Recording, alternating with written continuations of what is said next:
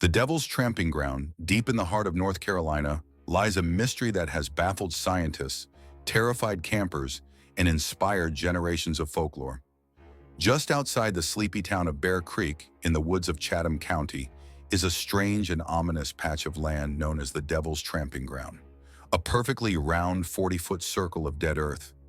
No vegetation grows there, no animals tread across it, and no matter how many times it's been examined, the soil offers no clue why it's barren.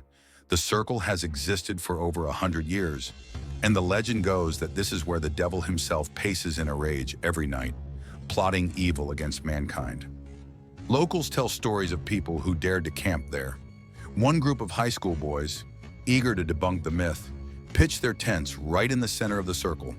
What they didn't expect was the chilling silence that fell after midnight. They reported hearing dragging footsteps around their tent, growing louder and heavier, though no one was there. When they awoke, they were miles from the circle, their belongings scattered in their tent, folded neatly as if never used. One boy had deep scratches on his back, with no memory of receiving them. Geologists have studied the area. Tests have been done, but nothing grows and no scientific explanation sticks. The soil composition is normal. There are no radiation spikes, no mineral imbalances, yet nature avoids it. Even animals give the place a wide berth. Creepiest of all, cameras placed around the circle often malfunction. Footage cuts out, batteries drain quickly, and one motion camera showed a single frame of a man-shaped shadow in the middle of the circle at 3:33 a.m., with glowing red eyes. Some believe the circle is a portal, a thin place where the barrier between our world and something far darker wears thin. Others say it's a place of ancient energy, where something evil has marked its territory and will not let nature reclaim it. And every now and then, a brave soul tries to spend the night there again, but they never last until dawn.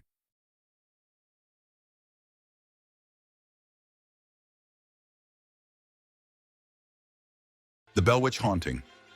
In the early 1800s, in the quiet town of Adams, Tennessee, the Bell family began experiencing one of the most famous hauntings in American history.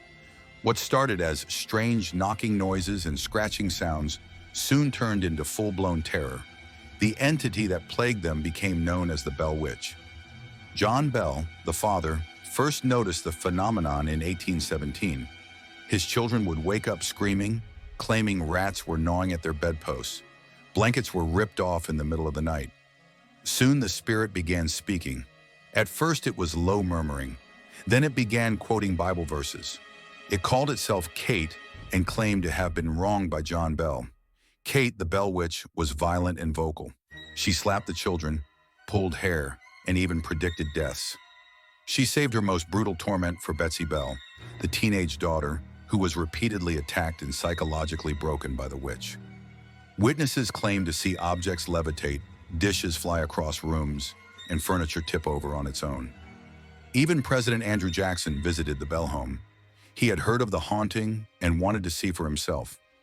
Legend says that as his carriage approached the house, the wheels locked up and the horses refused to move. Jackson reportedly said, "By the eternal, I'd rather fight the British again than face the Bell Witch." John Bell eventually became the main target. He fell ill, suffering violent seizures. On the day of his death, a mysterious vial appeared beside his bed. The voice of the witch claimed she had given him the poison. His death certificate listed no known cause.